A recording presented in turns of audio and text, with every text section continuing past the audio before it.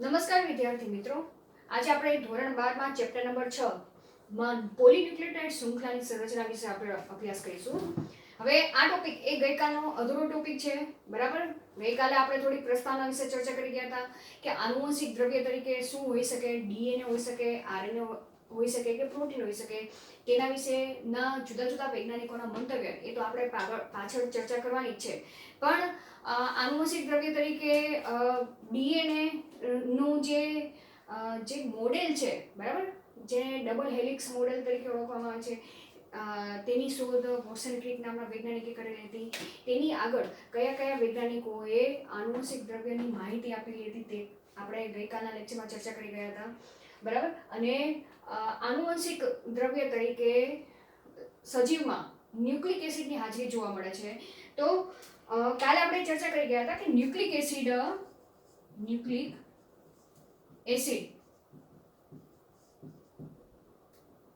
તરીકે ડીએનએ પણ હોય છે અને આરએનએ પણ જોવા મળે છે. ગઈકાલે આપણે આ ટોપિક ચર્ચા કરી ગયા હતા, બરાબર, કે આનુવંશિક દ્રવ્ય તરીકે મોટાભાગના જે બહુકોષી સજીવો છે તેમજ સુકોષ કેન્દ્રીય આયોજન ધરાવતા સજીવો છે, જેની અંદર આનુવંશિક દ્રવ્ય તરીકે એટલે કે જનીન દ્રવ્ય તરીકે ડીએનએ ની હાજરી જોવા મળે છે. જ્યારે આરએનએ એ મોટે ભાગે જોવા જઈએ તો વાયરસની અંદર જોવા મળે છે. વાયરસની અંદર ડીએનએ પણ હોય છે, પણ અમુક વાયરસની અંદર જનીન દ્રવ્ય તરીકે આરએનએ જોવા મળે છે, બરાબર. એ કાલ ચર્ચા કરી ગયા હતા. ડીએનએ નું ફૂલ ફોર્મ છે ડીઓક્સીરીબોન્યુક્લિક એસિડ,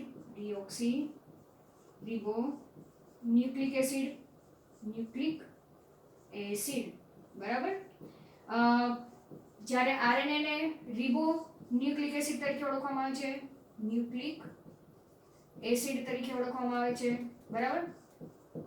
જાણ તફાવત તરીકે જોવા જઈએ તો ડીએનએ માં બે પોલીન્યુક્લિયોટાઇડની શૃંખલા આવેલી હોય છે, પોલીન્યુક્લિયોટાઇડ ની શૃંખલા આવેલી હોય છે. જ્યારે આરએનએ માં એક જ પોલીન્યુક્લિયોટાઇડની શૃંખલા આવેલી હોય છે, બરાબર. પોલીન્યુક્લિયોટાઇડ ની શૃંખલા હાજર હોય છે. ખ્યાલ આવી ગયો, બરાબર. આવી ન્યુક્લિક એસિડ નો થોડુંક આપણે સમજૂતી લઈ લઈએ, બરાબર. હવે તેના સિવાય જોવા જઈએ તો ડીએનએ માં અને આરએનએ માં બંનેમાં પ્યુરિન નાઇટ્રોજન બેઝ તો સરખા જ હશે, પરંતુ પિરિમિડિન નાઇટ્રોજન બેઝમાં થોડુંક વેરિએશન જોવા મળશે, બરાબર. અહીંયા ડીએનએ માં જોવા જઈએ તો પિરિમિડિન નાઇટ્રોજન બેઝ તરીકે શું આવેલું હોય છે? થાઇમિન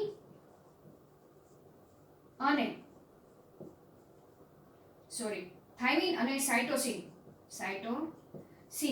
ની હાજરી જોવા મળે છે. જ્યારે આરએનએ માં જે પોલીન્યુક્લિયોટાઇડની શૃંખલા છે તેની અંદર પ્યુરિન નાઇટ્રોજન બેઝ તરીકે એડેનિન અને ગ્વાનિન તો છે, પણ પિરિમિડિન નાઇટ્રોજન બેઝ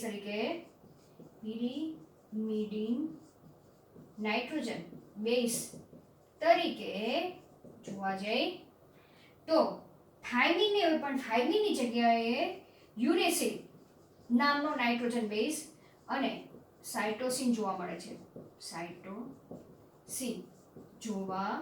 છે. તો આ ખાસ યાદ રાખજો, બરાબર. અહીંયા યુરેસિલ હોય છે આરએનએ માં, જ્યારે ડીએનએ માં એ થાઇમિન જોવા મળે છે પિરિમિડિન નાઇટ્રોજન બેઝ તરીકે.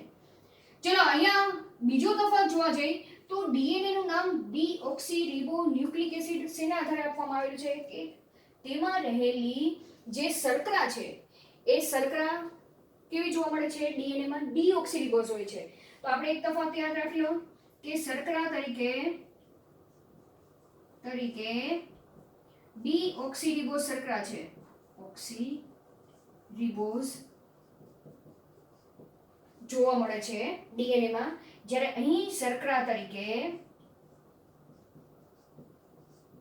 રિબોઝ શર્કરા આવેલી હોય છે, બરાબર. જેના ડીઓક્સીરીબોઝ અને રિબોઝ શર્કરાના બંધારણમાં થોડુંક વેરિએશન જોવા મળે છે, તે આપણે અહીંયા જોઈ લઈએ, બરાબર. જેમ કે બંને ડીએનએ અને આરએનએ કેવી છે? પેન્ટોઝ શર્કરા છે, યાદ રાખજો, આ પણ પેન્ટોઝ શર્કરા છે, સોરી આની અંદર આવેલી શર્કરા એ પેન્ટો શર્કરા છે, બરાબર. કોની અંદર? આરએનએ માં જે શર્કરા આવેલી છે. એવી જ રીતના ડીએનએ માં અહીંયા આપણે લખી ગયા કઈ શર્કરા આવેલી છે? ડીઓક્સીરિબોઝ શર્કરા, બરાબર. તો આપણે એ શર્કરા શું છે? મોનોમર મોનોસેકેરાઇડ તરીકે, મોનોસેકેરાઇડ એટલે કે સિંગલ શર્કરા, જે આપણે 11મા ધોરણમાં કાર્બોહાઈડ્રેટ વિશે ચર્ચા કરી ગયા છીએ, બરાબર. તો આપણે જો તેની શર્કરાનું બંધારણ દોરવા જાય, પેન્ટોસ શર્કરા એટલે કેટલા કાર્બન? પેન્ટોસ એટલે 5 કાર્બન ધરાવતી શર્કરા, બરાબર. આમાં પણ આ ડીએનએ માં આવેલી શર્કરામાં પણ કેટલા કાર્બન છે? 5 કાર્બન આવેલા છે. એની આપણે પેન્ટોસ શર્કરાનું આખું બંધારણ યાદ નથી રાખતા, બરાબર. પણ બંધારણને જો રિંગ સ્ટ્રક્ચરમાં ડ્રો કરવું હોય તો આપણે કઈ રીતે રિંગ સ્ટ્રક્ચરમાં ડ્રો કરશું?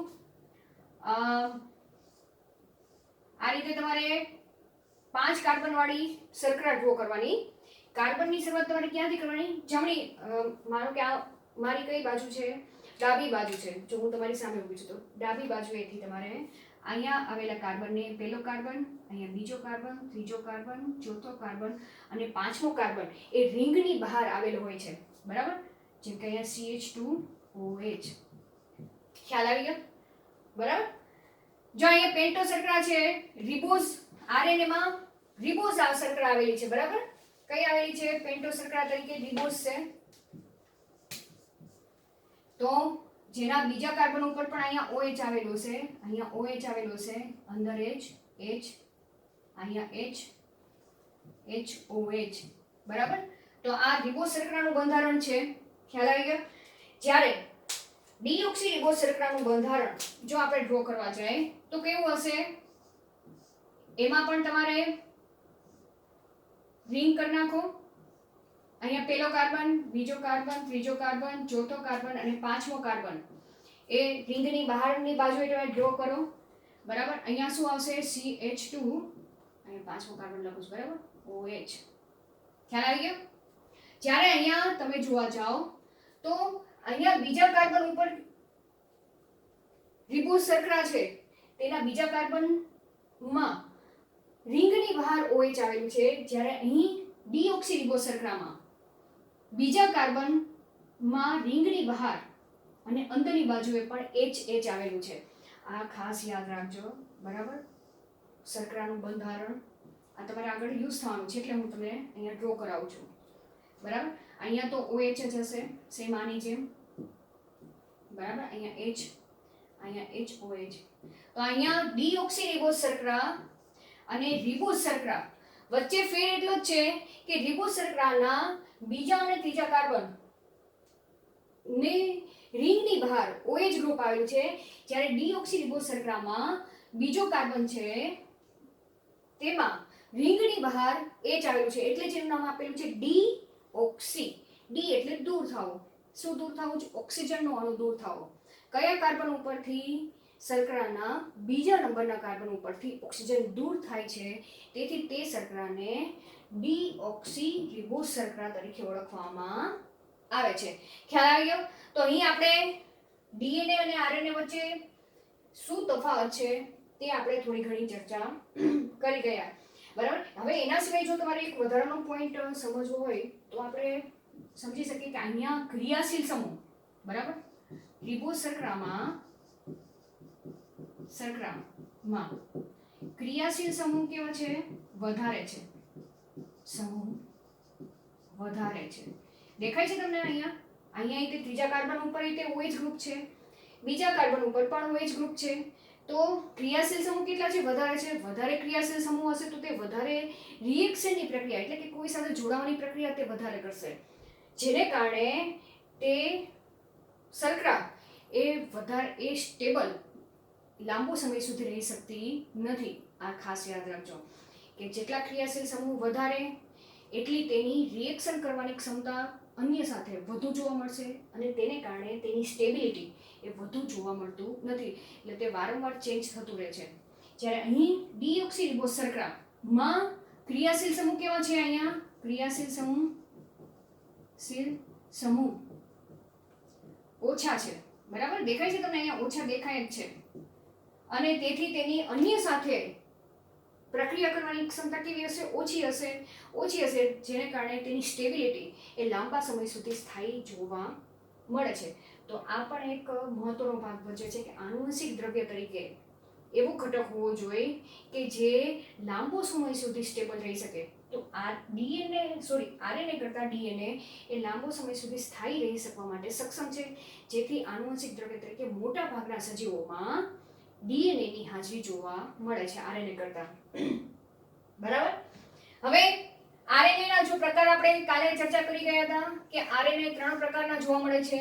એમઆરએનએ સ્વરૂપે આરએનએ પણ જોવા મળે છે, ટીઆરએનએ સ્વરૂપે પણ આરએનએ કાર્યરત જોવા મળે છે, અને આરઆરએનએ સ્વરૂપે પણ આરએનએ ની હાજરી એ કોષરસની અંદર જોવા મળે છે.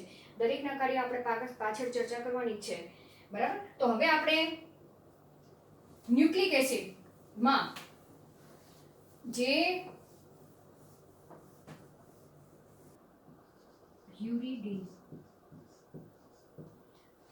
હવે ન્યુક્લિક એસિડ આપણે ચર્ચા કરી છે કે ન્યુક્લિક એસિડના બંધારણમાં 3 ઘટકો મહત્વનો ભાગ ભજવે છે. એક તો છે પેન્ટોસ શર્કરા, જેને મોનોસેક્રાઇડ તરીકે આપણે ઓળખીએ છીએ. બરાબર. નાઇટ્રોજન બેઝ અને ફોસ્ફરસ, આ 3 સમૂહો ભેગા થાય ત્યારે પોલીન્યુક્લિયોટાઇડની એક ન્યુક્લિયોટાઇડ તૈયાર થાય છે, અને ન્યુક્લિયોટાઇડ એકબીજા સાથે જોડાય ત્યારે પોલીન્યુક્લિયોટાઇડની શૃંખલા તૈયાર થાય છે, એટલે કે ન્યુક્લિક એસિડની રચના તૈયાર થાય છે. બરાબર. તો હવે અહીંયા આપણે ચર્ચા કરવા જઈએ તો જે પેન્ટોસ શર્કરા તરીકે 2 શર્કરા ન્યુક્લિક એસિડમાં મહત્વનો ભાગ ભજવે છે. એક તો રિબોઝ શર્કરા અને ડીઓક્સીરિબોઝ શર્કરા, જેમાંની જે આ રિબોઝ પેન્ટોસ શર્કરા છે તે આરએનએ માં મહત્વનો ભાગ ભજવે છે આરએનએ ના બંધારણમાં, તેમજ ડીઓક્સીરિબોઝ શર્કરા છે તે ડીએનએ ના બંધારણમાં મહત્વનો ભાગ ભજવે છે. જો તેનું બંધારણ આપણે ચર્ચા કરવા જઈએ તો આગળ આપણે ચર્ચા કરી ગયા કે ડીઓક્સીરિબોઝ શર્કરાના બીજા નંબરના કાર્બન ઉપર ઓક્સિજનની ગેરહાજરી જોવા મળે છે, તેથી તેનું નામ ડીઓક્સીરિબોઝ શર્કરા આપ્યું છે. જ્યારે રિબોઝ શર્કરાના બીજા અને ત્રીજા કાર્બનમાં બંનેમાં OH સમૂહની હાજરી જોવા મળે છે. બરાબર. હવે નાઇટ્રોજન બેઝ 2 પ્રકારના છે, કાલે આપણે ચર્ચા કરી ગયા. પ્યુરિન પ્રકારના નાઇટ્રોજન બેઝ, પિરિમિડિન પ્રકારના નાઇટ્રોજન બેઝ. પ્યુરિન પ્રકારના નાઇટ્રોજન બેઝ તરીકે કયા આવશે? એડેનિન અને ગ્વાનિન. જ્યારે પિરિમિડિન પ્રકારના નાઇટ્રોજન બેઝ એ ડીએનએ અને આરએનએ માં થોડાક જુદા જોવા મળે છે. બરાબર. કઈ રીતે?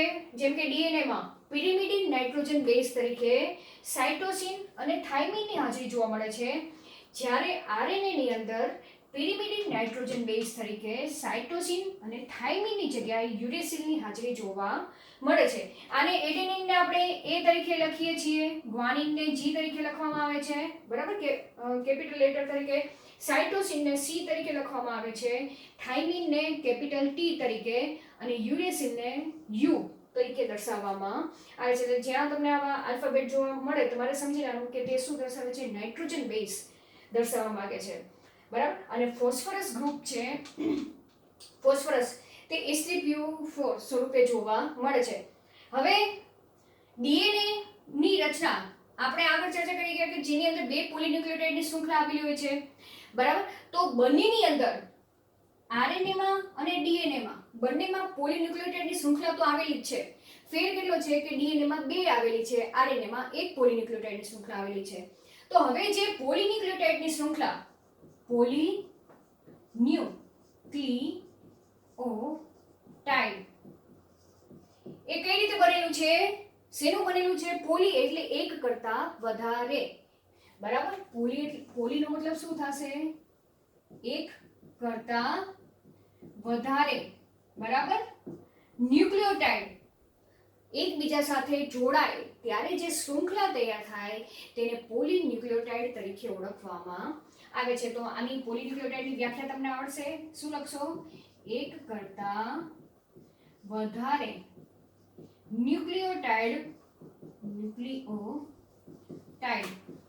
જ્યારે એકબીજા સાથે, ચલો પોલીન્યુક્લિયોટાઇડ એટલે શું આપણે ચર્ચા કરી ગયા. બરાબર, કે એક કરતા વધારે ન્યુક્લિયોટાઇડ, એક કરતા વધારે ન્યુક્લિયોટાઇડ જ્યારે એકબીજા સાથે જોડાય ત્યારે શેની રચના જોવા મળે છે? પોલીન્યુક્લિયોટાઇડની શૃંખલા તૈયાર થાય છે અને પોલીન્યુક્લિયોટાઇડ એ ન્યુક્લિયોટાઇડ એકમનો બનેલો જોવા મળે છે, બરાબર. અને તે ન્યુક્લિયોટાઇડની અંદર 3 ભાગો આવેલા જોવા મળે છે, બરાબર. એક તો પેન્ટોઝ શર્કરા આવેલી છે, નાઇટ્રોજન બેઝ આવેલું છે અને ફોસ્ફરસ સમૂહ હાજર જોવા મળે છે. તો હવે આપણે આ ત્રણે પહેલા આપણે ભેગા કરશું, બરાબર. કોને કોને ભેગા કરશું? પેન્ટોઝ શર્કરા અને નાઇટ્રોજન બેઝ. પહેલા તો આ બે આપણી કોષ જ્યારે ડીએનએ ની રચના કે આરએનએ ની રચના આપણા કોષની અંદર જ્યારે તૈયાર થાય છે, બરાબર, કોષ કેન્દ્રમાં, હવે એ બધી રચના આપણે આગળ જોવાની છે, ત્યારે આ બધા ઘટકો કેવા હોય છે? છૂટા હોય છે. પછી તેઓ એકબીજા સાથે જોડાય છે અને ન્યુક્લિયોટાઇડ બને છે.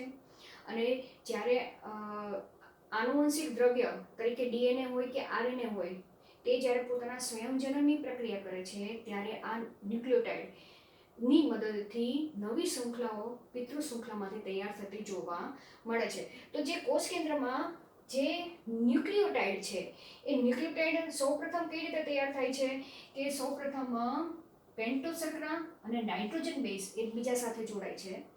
એ બંને એકબીજા સાથે જોડાઈ ગયા બાદ ત્રીજો ઘટક ફોસ્ફરસ તેની સાથે જોડાય છે અને ન્યુક્લિયોટાઇડનો એક અણુ તૈયાર થાય છે. તો અહીંયા પણ આપણે સેમ એ જ રીતે ચર્ચા કરી છે ચેપ્ટરમાં કે સૌપ્રથમ નાઇટ્રોજન બેઝ અને પેન્ટોઝ શર્કરા એકબીજા સાથે જ્યારે જોડાય ત્યારે જે રચના તૈયાર થાય છે તેને ન્યુક્લિયોસાઇડ તરીકે ઓળખવામાં આવે છે. શેના તરીકે? સાઇડ, એસઆઈડી, સાઇડ, યાદ રાખજો, બરાબર.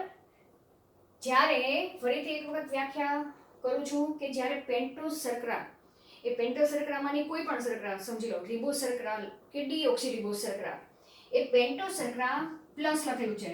જ્યારે નાઇટ્રોજન બેઝ સાથે જોડાય ત્યારે જે રચના તૈયાર થાય છે તેને ન્યુક્લિયોસાઇડ તરીકે ઓળખવામાં આવે છે. તો પેન્ટોઝ શર્કરાના કયા કાર્બન સાથે નાઇટ્રોજન બેઝ જોડાય છે? આ બધા એમસીક્યુ રીતે પણ તમને પૂછી શકે. તો પેન્ટોઝ શર્કરાના પેલા કાર્બન સાથે, બરાબર, જેમ કે અહીંયા પેલો કાર્બન છે, આ પેલો કાર્બન,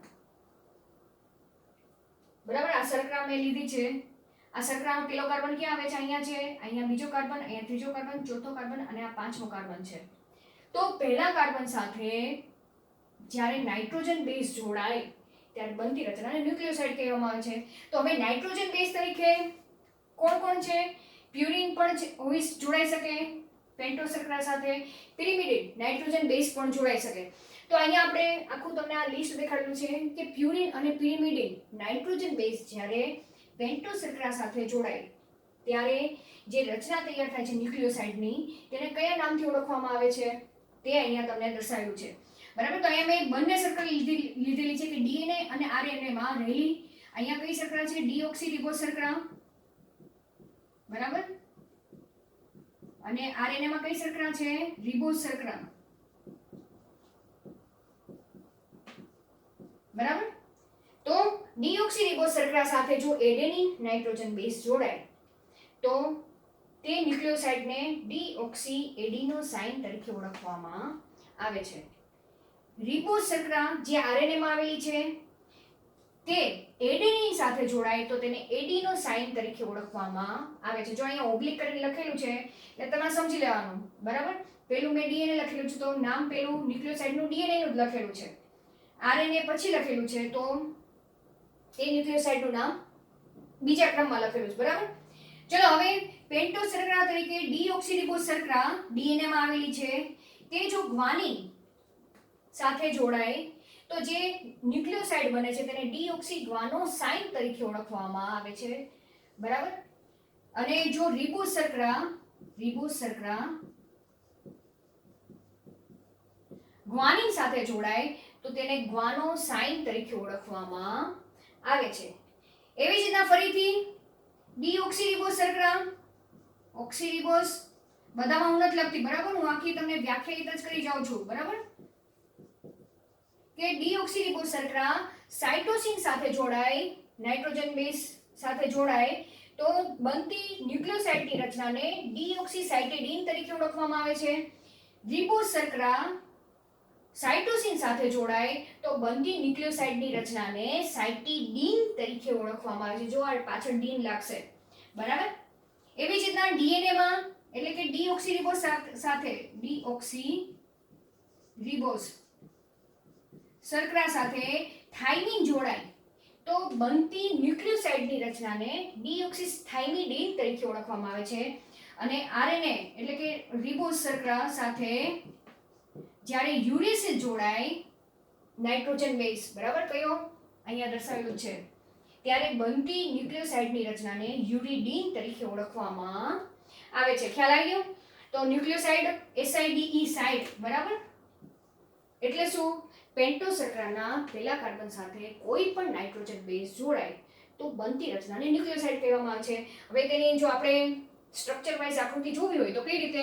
પહેલા તમે પેન્ટો શર્કરા કરી નાખો, બરાબર. આ પેન્ટો શર્કરા છે, આ પહેલો કાર્બન, બીજો કાર્બન, ત્રીજો કાર્બન, ચોથો કાર્બન અને પાંચમો કાર્બન રિંગની બહારની બાજુએ CH2OH. હવે પહેલો કાર્બન અહીંયા છે તો પહેલા કાર્બન સાથે કોઈ પણ પ્યુરિન કે પિરિમિડિન, પ્યુરિનમાં કેટલી રિંગ આવેલી હોય છે? 2 રિંગ આવેલી હોય છે. પિરિમિડિનમાં માત્ર એક જ રિંગ આવેલી હોય છે. યાદ છે ને તમને? કાલે આપણે ચર્ચા કરી ગયા હતા. આમાં 2 રિંગ હોય છે. તો હું એક રિંગ વાળું સ્ટ્રક્ચર કરી દઉં, બરાબર.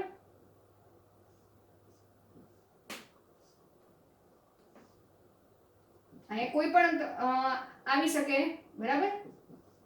માનો કે સાઇટોસિન વાળું મેં કરેલું છે. તો આ તમને દેખાય છે? આ શું છે? શર્કરા. મેં માનો કે અહીંયા મેં ડીઓક્સીરિબોઝ શર્કરા કરેલી છે, જેના બીજા કાર્બનમાં નીચે ઓક્સિજનની ગેરહાજરી છે, અને આ પાંચમો કાર્બન. તો આ પેન્ટો શર્કરા છે, બરાબર. આ શર્કરા છે, તેના પહેલા નંબરના કાર્બન સાથે નાઇટ્રોજન બેઝ જોડાયેલો છે.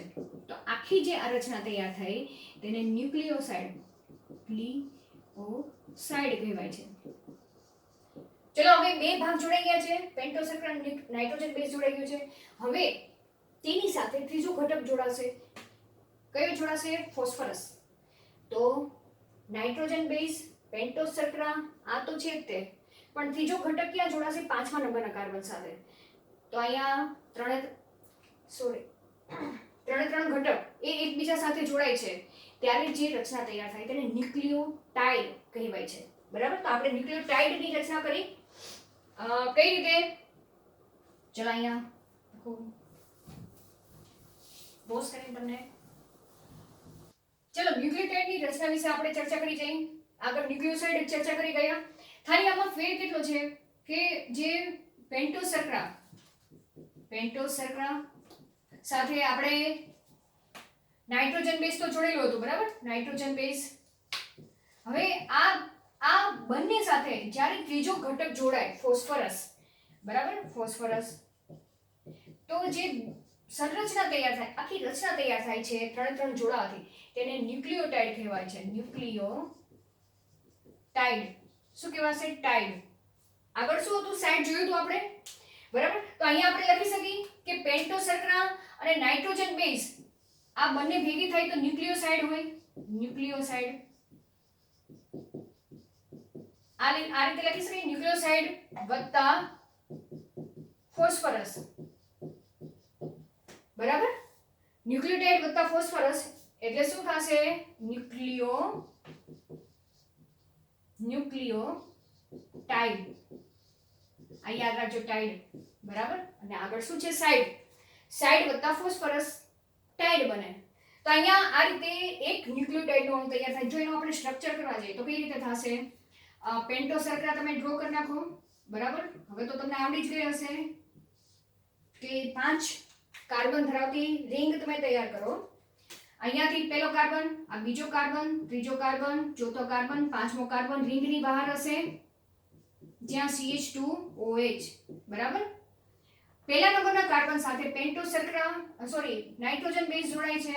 તો અહીંયા એક કોઈ નાઇટ્રોજન બેઝ તમે જોઈન્ટ કરી દો, બરાબર. આ શું છે? નાઇટ્રોજન બેઝ છે. Nitrogen base. આ પેન્ટો શર્કરા છે, બરાબર. હું અહીંયા OH કરી નાખું, અહીંયા પણ OH કરી નાખું. આ કઈ શર્કરા કરેલી છે? યાદ રાખજો, બંને બાજુ OH હોય ને બીજા કાર્બન ને ત્રીજા કાર્બન ઉપર, તો આ રિબોઝ શર્કરા થઈ. રિબોઝ શર્કરા, બરાબર. અહીંયા નાઇટ્રોજન બેઝ. હવે આ જે ફોસ્ફરસ એ ક્યાં જોડાશે? શર્કરા છે ને તેના 5મા નંબરના કાર્બન પર ફોસ્ફરસ સમૂહ જોડાશે, બરાબર. તો ક્યાં જોડાશે? અહીંયા જોડાશે.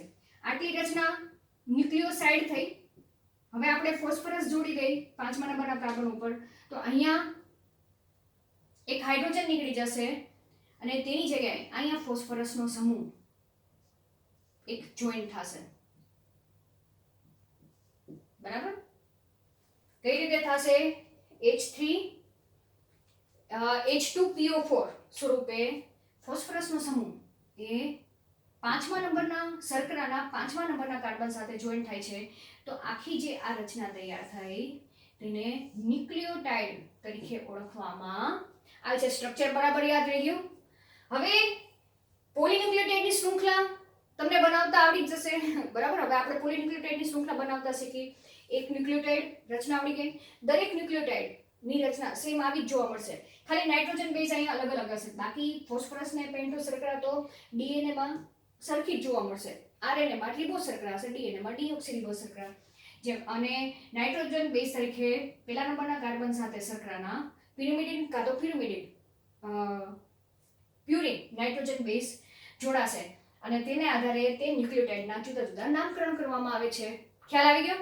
હવે આપણે ચર્ચા કરી કે આ એક ન્યુક્લિયોટાઇડ છે, તેની સાથે બીજો ન્યુક્લિયોટાઇડ આપણે જોડીએ તો આપણે શેની રચના તૈયાર કરી છે? ડાઇન્યુક્લિયોટાઇડની. કઈ રચના? ડાઇન્યુક્લિયોટાઇડની રચના. ન્યુક્લિયોટાઇડ. ડાઈ એટલે કે બે ન્યુક્લિયોટાઇડ, બરાબર. ડાઈ એટલે શું? બે. બે ન્યુક્લિયોટાઇડ એકબીજા સાથે જ્યારે જોડાય ત્યારે તે રચનાને ડાઇન્યુક્લિયોટાઇડ તરીકે ઓળખવામાં આવે છે. વ્યાખ્યા કઈ રીતે આપશો? જ્યારે બે ન્યુક્લિયોટાઇડ હવે એકબીજા સાથે કોઈ બંધ દ્વારા જોડાશે. આ બંધનું નામ ખાસ યાદ રાખવાનું છે કે બે ન્યુક્લિયોટાઇડ એ એકબીજા સાથે ફોસ્ફોડાયએસ્ટર બંધથી જોડાય છે, બરાબર. જ્યારે બે ન્યુક્લિયોટાઇડ એકબીજા સાથે કયા બંધ દ્વારા?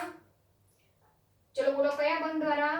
ફોસ્ફોડાયએસ્ટર બંધ થી જોડાય તો બનતી રચનાને ડાઇન્યુક્લિયોટાઇડ તરીકે ઓળખવામાં આવે છે. તો ચલો હવે કઈ રીતે ફોસ્ફોડાયસ્ટર બંધ બને છે તે આપણે તૈયાર કરી નાખી. આ પહેલો ન્યુક્લિયોટાઇડ છે, બરાબર. પહેલો જે ન્યુક્લિયોટાઇડ છે તેની શર્કરાના ત્રીજા નંબરનો કાર્બન. જો આ ખાસ યાદ રાખવાનું છે તમારે. મેઇન તો આ બંધારણ તમને આવડી જશે ને એટલે આ ચેપ્ટરનો અડધો ભાગ તમને આવડી જશે.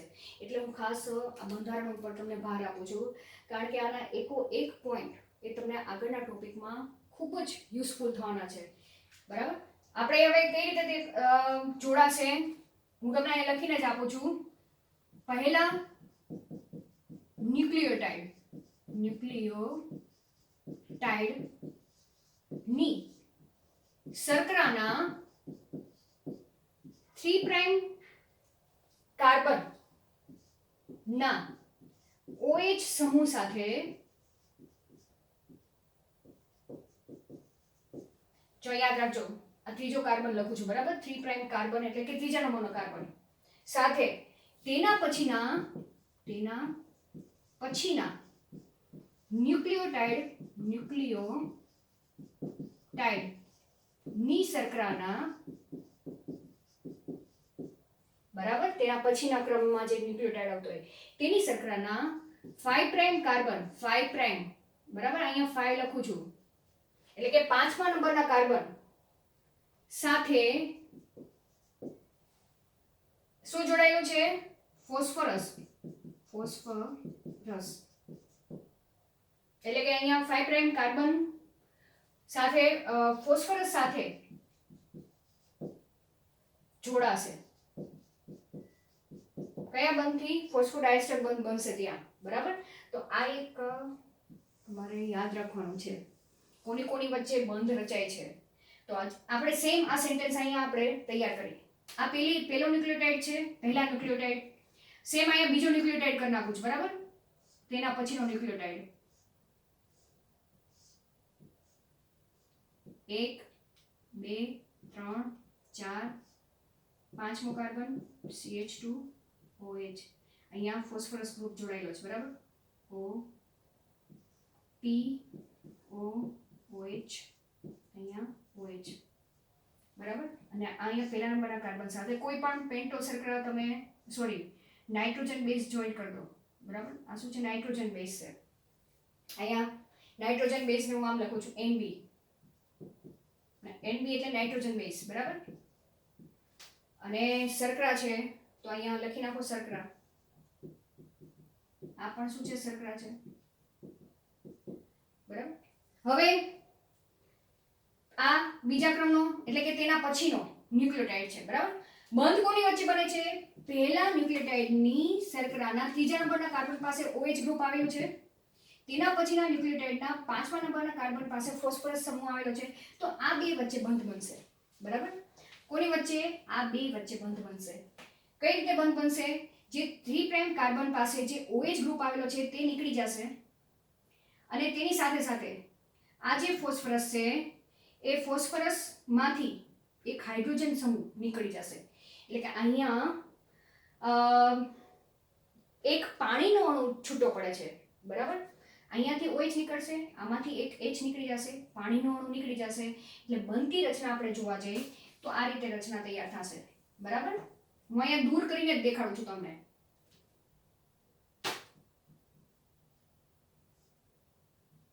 આ ત્રીજો છે કાર્બન અહીંયા O P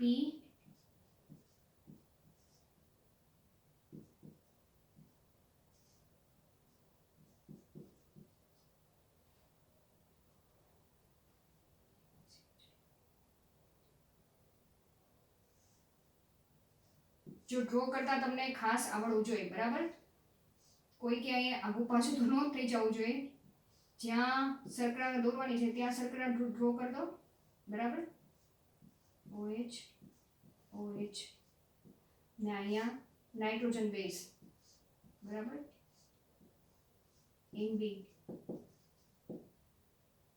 બરાબર અહીંયા પહેલો કાર્બન આ બીજો કાર્બન આ ત્રીજો કાર્બન બરાબર અહીંયા ચોથો કાર્બન અને આ પાંચમો કાર્બન તો અહીંયા તમે જોશો તો બે એસ્ટર બંધ દેખાય છે એક આ એસ્ટર બંધ છે આ એસ્ટર બંધ છે અહીંયા પણ વચ્ચે અહીંયા પણ એક એસ્ટર સમૂહ આવેલો છે એસ્ટર તો અહીંયા કેટલા એસ્ટર સમૂહ આવેલા છે એક અહીંયા એસ્ટર સમૂહ એક અહીંયા એસ્ટર સમૂહ અને વચ્ચે એક ફોસ્ફરસનો સમૂહ જોડાયેલો છે બરાબર ફોસ્ફરસ જોડાયેલો છે તો અહીંયા આખો જે આ બંધની રચના તૈયાર થઈ છે ક્યાંથી લઈને અહીંયાથી અહીંયા સુધીની જે બંધ તૈયાર થયો છે તેને ફોસ્ફો ડાઈ એસ્ટર બંધ તરીકે ઓળખવામાં આવે છે ખ્યાલ આવી ગયો યાદ રહી ગયો બરાબર તમારે આવું બધું કંઈ ડ્રો કરવાની જરૂર નથી તમારે આ ખાલી માહિતી તમને ખબર હોવી જોઈએ બરાબર અને માહિતીના આધારે મેં તમને આ સ્ટ્રક્ચર કરીને દેખાડ્યું છે બરાબર કે પહેલો જે ન્યુક્લિયોટાઇડ છે તેની શર્કરાના ત્રીજા નંબરનો કાર્બન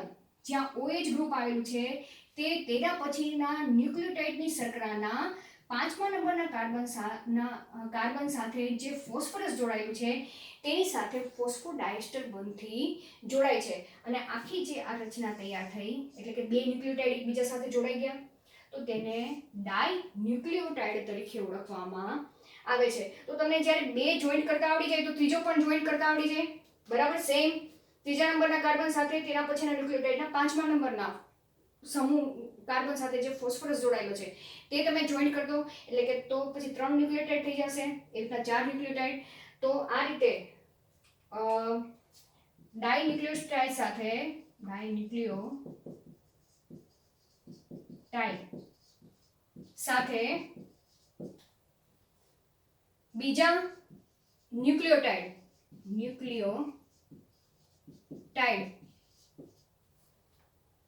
ફોસ્ફોડાયસ્ટર બંધથી જોડાશે ફોસ્ફોડાયસ્ટર બંધથી જોડાય છે ત્યારે જે શૃંખલા તૈયાર થાય તેને પોલીન્યુક્લિયોટાઇડ ટાઇડ ની શૃંખલા કહે છે, શૃંખલા કહે છે.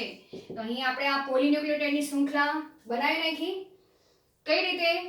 જે ડાયન્યુક્લિયોટાઇડની શૃંખલા છે બરાબર, તેની સાથે બીજા ઘણા બધા ન્યુક્લિયોટાઇડ જોડાય ફોસ્ફોડાયસ્ટર બનથી, તો આખી જે શૃંખલા તૈયાર થાય છે તેને પોલીન્યુક્લિયોટાઇડની શૃંખલા તરીકે ઓળખવામાં આવે છે. હવે પોલીન્યુક્લિયોટાઇડની શૃંખલામાં જે સૌથી પહેલો જે ન્યુક્લિયોટાઇડ છે ત્યાં કયો કાર્બન ફ્રી છે?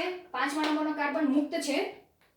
એવી જ રીતે એમ સમજી લો કે આ છેલ્લો ન્યુક્લિયોટાઇડ છે ત્યાં 3જા નંબરનો કાર્બન મુક્ત જોવા મળે છે બરાબર. તો આ યાદ રાખવાનું છે પોલીન્યુક્લિયોટાઇડ શૃંખલામાં બરાબર. આની અંદરની વાત કરી છે, અહીંયા લખી દો પોલીન્યુક્લિયોટાઇડ ની શૃંખલામાં બરાબર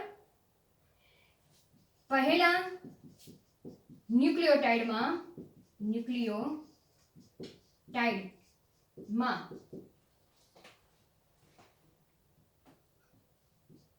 5મા કાર્બનનો ફોસ્ફરસ ગ્રુપ 5 પ્રાઇમ કાર્બન નો ફોસ્ફરસ મુક્ત હોય છે બરાબર, મુક્ત હોય છે.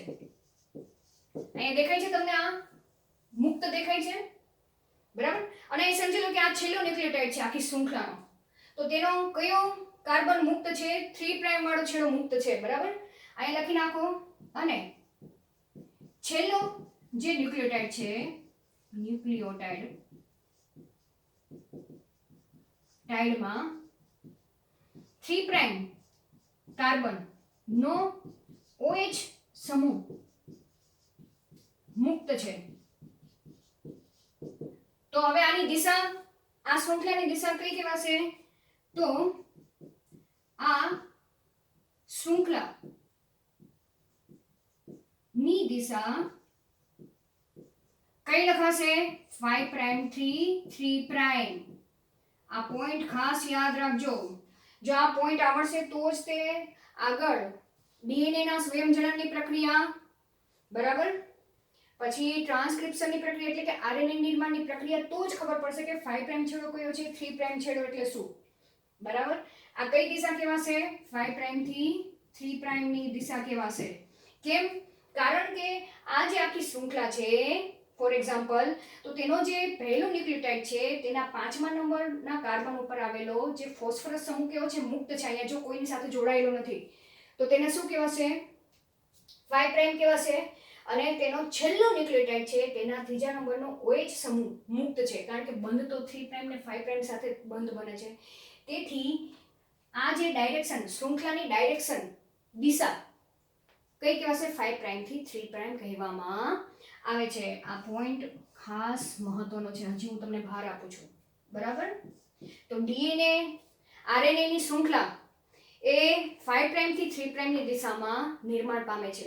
ડીએનએ ની પણ શૃંખલા આ એક તૈયાર થઈ છે તેની દિશા 5 પ્રાઇમ થી 3 પ્રાઇમ ની હોય છે. પછી સામે હવે ડીએનએ ની બીજી શૃંખલા તૈયાર થશે બરાબર. એ બીજી શૃંખલા તેનાથી ઉલટી તૈયાર થશે, 3 પ્રાઇમ થી 5 પ્રાઇમ વાળી તૈયાર થશે બરાબર. હવે કઈ રીતે થાય છે તે આપણે જોવાની છે. તો પોલીન્યુક્લિયોટાઇડની શૃંખલામાં જે આધાર કોણ રચે છે? આધાર આટલો ભાગ રચે છે. હવે યાદ રાખજો બરાબર. હું અહીંયા જો ઉપર લખી દઉં છું, પછી આપણે ડીએનએ ની લાક્ષણિકતા વિશે ચર્ચા કરી કે પોલીન્યુક્લિયોટાઇડની શૃંખલામાં પોલીન્યુક્લિયોટાઇડની શૃંખલામાં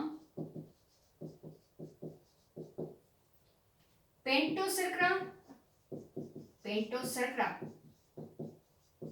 અને ફોસ્ફરસ શું રચે છે? આધાર રચે છે. આ પોઈન્ટ યાદ રાખજો. આધાર બનાવે છે, આધાર બનાવે છે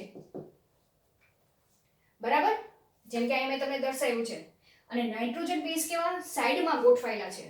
અહીં લખી નાખો નાઇટ્રોજન બેઝ એ પેન્ટોઝ શર્કરા સાથે બહાર ઉપસી આવે છે, ઉપસી આવે છે. તો આ પોઈન્ટ ખાસ યાદ રાખો છે, એમસીક્યુ માં પણ પૂછી શકે કે પોલીન્યુક્લિયોટાઇડની શૃંખલામાં મેઇન આધાર કોણ બનાવે છે. જેમ કે તમે આ રીતના આમ લીટી કરો છો ને, બરાબર, ડીએનએ ની શૃંખલામાં, તો આ જે શું છે આધાર છે, અને અહીંયા કોણ જોડાયેલું છે, સુગર એટલે કે શર્કરા, ફોસ્ફરસ, શર્કરા, ફોસ્ફરસ, શર્કરા, ફોસ્ફરસ, બરાબર. અને જ્યારે નાઇટ્રોજન બેઝ તો અહીંયા વચ્ચેની બાજુએ ગોઠવાયેલા છે આ રીતે, અહીંયા શર્કરા, ફોસ્ફરસ, શર્કરા, ફોસ્ફરસ. ખ્યાલ આવી ગયો? તો નાઇટ્રોજન બેઝ સાઈડમાં ગોઠવાયેલી છે અને મુખ્ય આધાર પેન્ટોઝ શર્કરા, ફોસ્ફરસ, પેન્ટોઝ શર્કરા, ફોસ્ફરસ, પેન્ટોઝ શર્કરા એ આધાર માળખું બનાવે છે.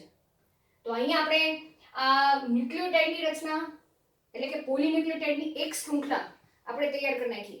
હવે બીજી શૃંખલા એ કઈ રીતે ગોઠવાય છે તે આપણે ચર્ચા કરી. ચલો હવે બેવડી કુંતલમય રચના.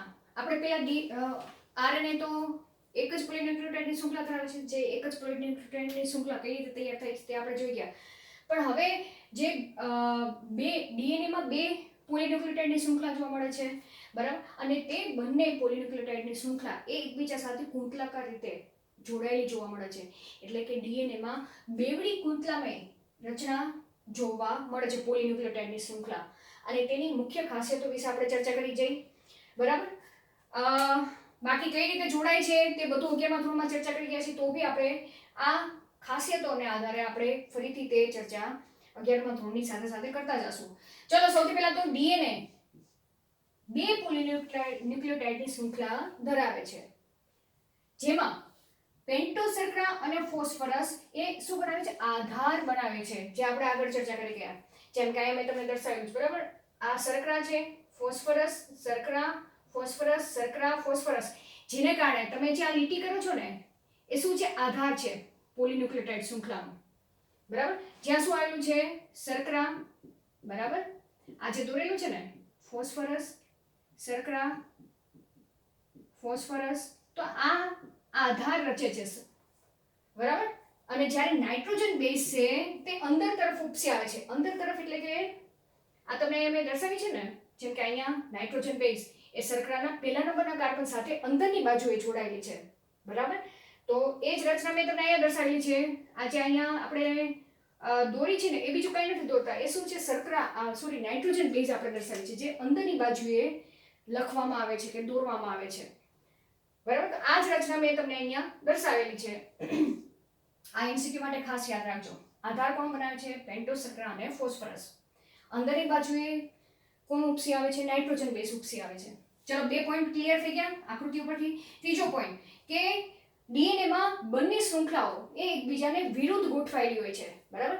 આ પહેલી શૃંખલા છે, બરાબર, આ પહેલી શૃંખલા છે, આ બીજી શૃંખલા છે પોલીન્યુક્લિયોટાઇડની.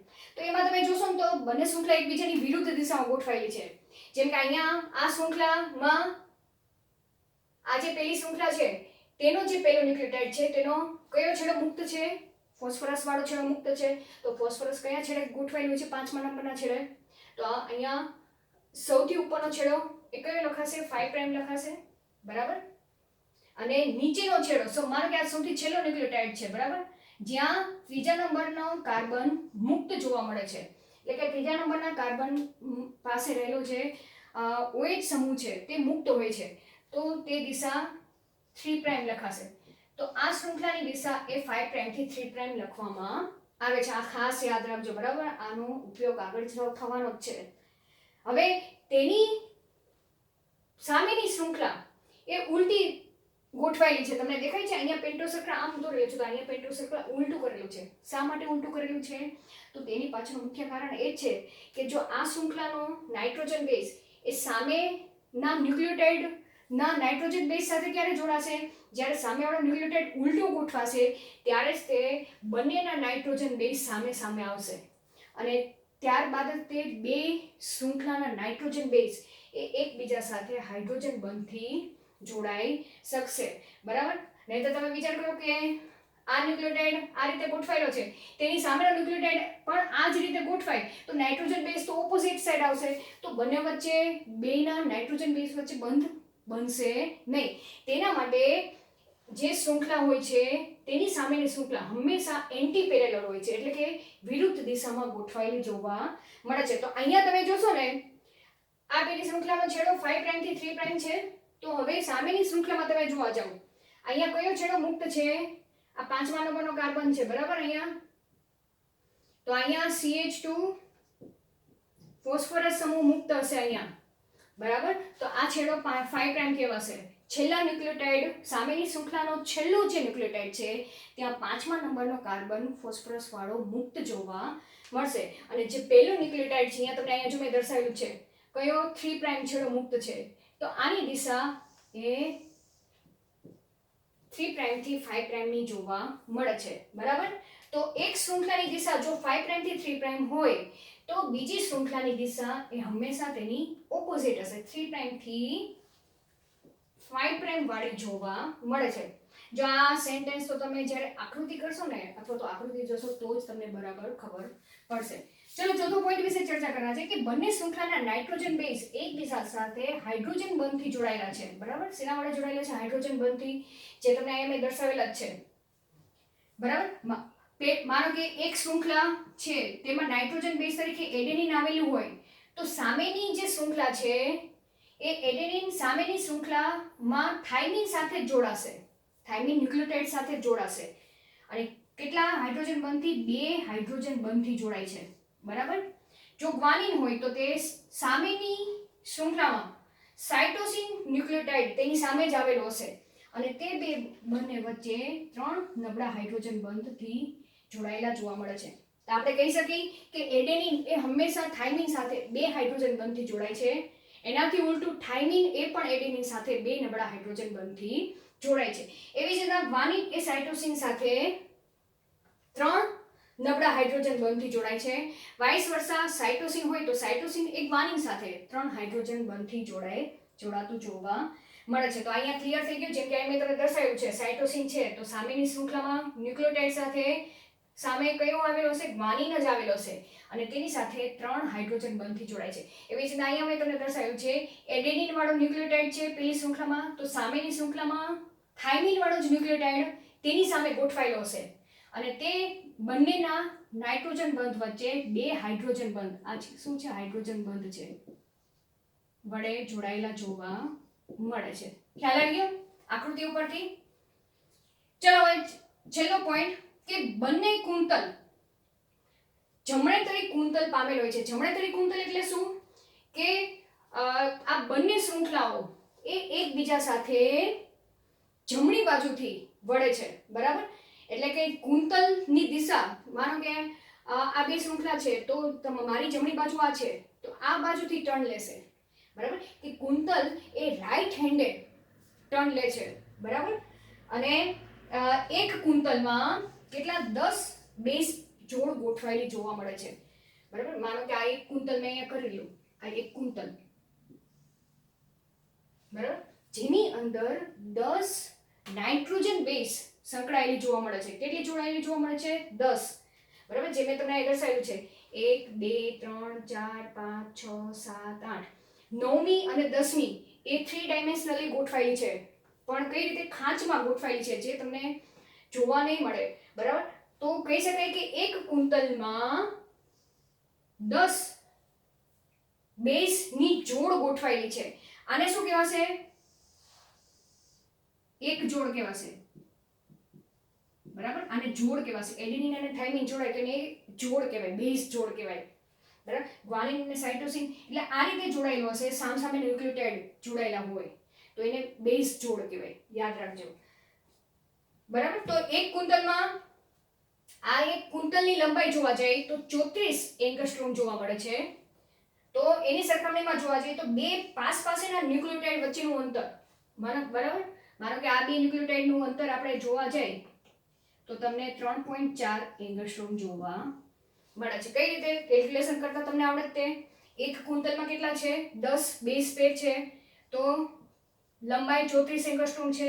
34 ભાગ્યા તમે 10 કરો તો તમને બે ન્યુક્લિયોટાઇડ વચ્ચેનું અંતર 3.4 એંગસ્ટ્રોમ જોવા મળશે.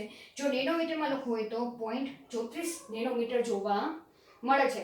તો આના ઉપરથી એટલું સાબિત થાય છે કે પ્યુરિન હંમેશા પિરિમિડિન સાથે જોડાશે. અહીંયા દેખાય છે, માનો કે આ કોણ છે? પ્યુરિન છે.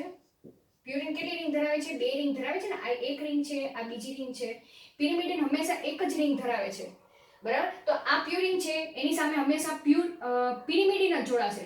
પિરિમિડિન ધરાવતો ન્યુક્લિયોટાઇડ જ જોડાશે સામેની શૃંખલામાં. એવી જ રીતના સાઇટોસિન એ શું છે? પિરિમિડિન છે, તો તેની સામે હંમેશા પ્યુરિન વાળો જ નાઇટ્રોજન બેઝ જોડાશે. પ્યુરિન વાળો જ તે ન્યુક્લિયોટાઇડ જોડાયેલો જોવા મળશે. તો અહીંયા ડીએનએ ના બંધારણમાં જોવા જાઓ તો જેટલા પ્યુરિન છે ને, પ્યુરિન બરાબર પિરિમિડિન જોવા મળશે. ખ્યાલ આવી ગયો કે જેટલા પ્યુરિનની સંખ્યા જેટલી હશે, એડેનિન અને ગ્વાનિનની જેટલી સંખ્યા હશે તેટલી જ પિરિમિડિન તરીકે સાઇટોસિન અને થાઇમિનની સંખ્યા જોવા મળે છે. તો આમ પણ આપણે લખી શકીએ કે A+T બરાબર. કઈ રીતે લખશું? A જેટલા હોય એટલા જ તે T જોવા મળશે, બરાબર લખેલું છે. અને G જેટલા જોવા મળે એટલા જ તે C જોવા મળે છે, બરાબર. તો આપણને જો એક પોલીન્યુક્લિયોટાઇડની શૃંખલામાં રહેલા નાઇટ્રોજન બેઝ કયા કયા છે તે ખબર હોય, આ શબ્દ યાદ રાખજો. એક પોલીન્યુક્લિયોટાઇડની શૃંખલામાં નાઇટ્રોજન બેઝ કયા કયા છે એ ખબર હોય તો બીજી પોલીન્યુક્લિયોટાઇડની શૃંખલામાં કયા નાઇટ્રોજન બેઝ આવેલા છે તે આપણે ડાયરેક્ટ કાઉન્ટ કરી શકીએ.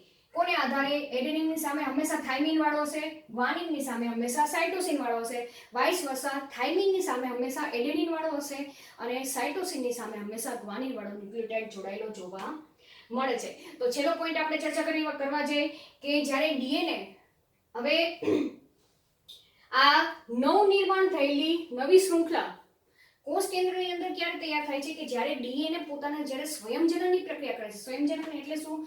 કે પોતે જ્યારે પોતાના જેવી જ નવી કોપી બનાવવાની પ્રક્રિયા આપણે આગળ ચર્ચા કરવાની છે, ત્યારે ડીએનએની આ જે બંને પોલીન્યુક્લિયોટાઇડની શૃંખલા એ ટેમ્પલેટ તરીકે વર્તે છે, એટલે કે પિતૃ તરીકે વર્તે છે.